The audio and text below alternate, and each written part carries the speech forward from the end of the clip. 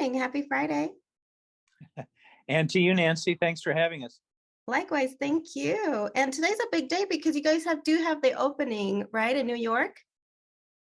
Yes, 3 years in the making, and tonight we have the theatrical premiere of What the Hell Happened to Blood, Sweat, and Tears in New York City. We couldn't be more excited. And why the hell did it take this long to know such a beautiful story? COVID. I can give you a list of things. Also, John had to be a detective besides a documentary filmmaker, because the concept of this is a result of a conversation we had. And in that conversation, John just said, look, I was a fan of your band. What the hell happened to Blood, Sweat, and Tears? And I said, well, here it is. And I divulged the history, and a lot of it actually was filmed. And John went, I got to find that film. And I went, good luck, John. You know, Nancy, one of the things when I'm taking on a film is the first thing is, what's the story? Is the story compelling enough? And as Bobby and I were talking about this, it just became so clear. This had some of the best stuff that you find in a spy thriller novel or a spy thriller movie. There's so many twists and turns in this story. It is not a rock documentary. It is a political thriller. But the second question is, tell the story. And so it took us quite a few months to make sure, we could find the film, we could find photos, we could find audio. All of that detective work, which I love, had to happen. And once we did determine there was all this stuff, then we were able to move forward. But then we had COVID. We couldn't fly to interview people. The lead singer, David Clayton-Thomas, is in Canada. We couldn't get into Canada for the longest time. So we were delayed a little bit, but all's well that ends well. Bobby, what was it like to relive your story and the joy to be able to really speak up what happened? Well, on the grand answer, the large answer would be an amazing experience. I'm seeing things I didn't know happened because each of us had our own experience when we were over there. But in it's an interesting sound, whatever that is. Anyway, I know. Yeah. A boat in the harbor, I think. Yeah, that's what it sounded like. Anyway, so I had one little wild experience. I was never a gigantic fan of my own playing because I loved my idols so much. And John asked me to be involved in the scoring of this, which I was hesitant to do because I don't really write music this way. I sing it and hear it in my head and try and translate it with other people that can play it. And I have a friend that's wonderful at this, and he takes whatever I imagine to much higher places. But anyway, so we're in the studio mixing 8 audio tracks that were recorded on that tour that John found. Again, like, what? How does he find this? Anyway, so I'm in the studio and I'm mixing, which means you're balancing, and because it has to be stereo ultimately, or 5.1 for a film. So we're finding stuff, and it's like being a surgeon, and another surgeon in the middle of the operation leans over and says, by the way, that's you're operating on 50 years ago. That's what it felt like. And I'm mixing me. I hadn't heard that in 50 years. It's the first time I liked my drumming. So, that was an epiphany, I guess. So you mentioned right now that stuff that you learned you didn't know. So can you share something that you were surprised to learn about? Well, for example, as I'm watching the movie, I'm trying not to yell and say things because, there are other people in the room. This is an early version. And I'm hearing stories about how the film that was shot had to be smuggled out, that a kid wanted an autograph, got beaten up by, police. And it goes on. I mean, there were a lot of things that each band member, because there were 9 of us, they each were witness to different things. I feel like that in this documentary, it pretty much focuses on this tour that took place. But obviously with little flashbacks of the backstory, how did you juggle going that direction? Great question, Nancy. Um, what interested me most about this was that what happened to Blood, Sweat, and Tears was really a moment in time. And we're focused on that moment in time. It was not a biography or history of the band.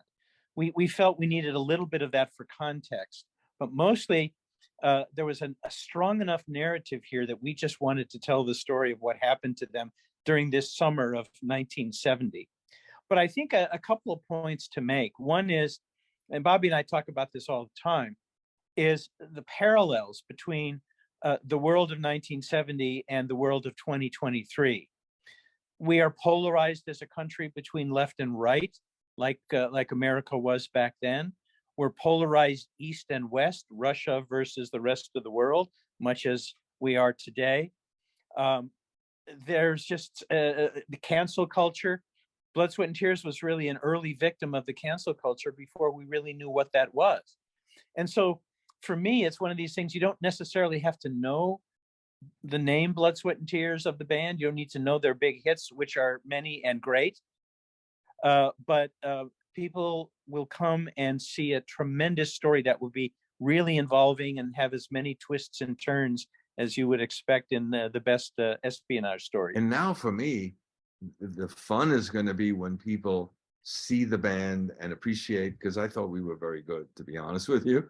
And it'll be fun to have someone, so many people come up to me and say, my grandmother loved you guys. That's what I'm going to get. I'm waiting for that. The other thing, Nancy, Bobby's will be too modest to say this, but Blood, Sweat, and Tears reached such a vast audience in its day, irrespective of age, irrespective of what ethnic group you came from, what generation you came from. Their music was so powerful and entertaining for such a wide range of people. My hope is that this film will reintroduce the joy of that music to so many people today. Yes, I mean, you guys were the American Beatles, beating them in the Grammy. I mean, had there been film like it's covered in the documentary, I mean, that would have been epic to see. This is perfect for people to kind of remember. My father was a fan. That's why I remember this, Wow. The music around the Creedence time, right? So I grew up with it. So for me, it's kind of like taking me back to my childhood. So not just That's grandma. great. And hopefully, I was going to say, and hopefully you had a wonderful childhood, because I don't want to bring you back to a horror story. No, not at all. But let's talk a little bit about the scene where, yes, there was a lot of like the whole tapes and how it all happened. And at the end, there is a little bit of light of the tunnel that they did find 1 hour that was edited for television. So where is it? Well, that's John's relentless pursuit. Trust me. Nancy, we knew that the documentary film crew that accompanied Bobby and the band shot 65 hours of footage, and they came back to Los Angeles and they were going to edit it down to a 2-hour feature documentary for cinemas, for theaters. And for reasons we discuss in the film, that documentary was never finished. Somewhere along the line, somebody had the idea that let's cut a shorter version, an hour-long version for television. And that never came out either. But that's the version we found. It was buried in a vault in Hollywood and marked for destruction. And we got there just in time before it was destroyed. Otherwise, we wouldn't have been able to make this film. But because of that, we have all these wonderful moments that the cameras captured in Eastern Europe during this tour. And anyone who comes to see the film, I think is going to be really fascinated by the experience these guys had. One of my favorite filmmakers is Alfred Hitchcock. And a lot of his plots involve innocent people dragged into an intrigue not of their own making. And they have to figure out a way to survive all these forces that are squeezing them on all sides. And Bobby can speak to that, but that's very much, these 9 innocent musicians found themselves very much squeezed at that time. The only plus side is we weren't actually pecked by any birds, but otherwise we survived in one piece.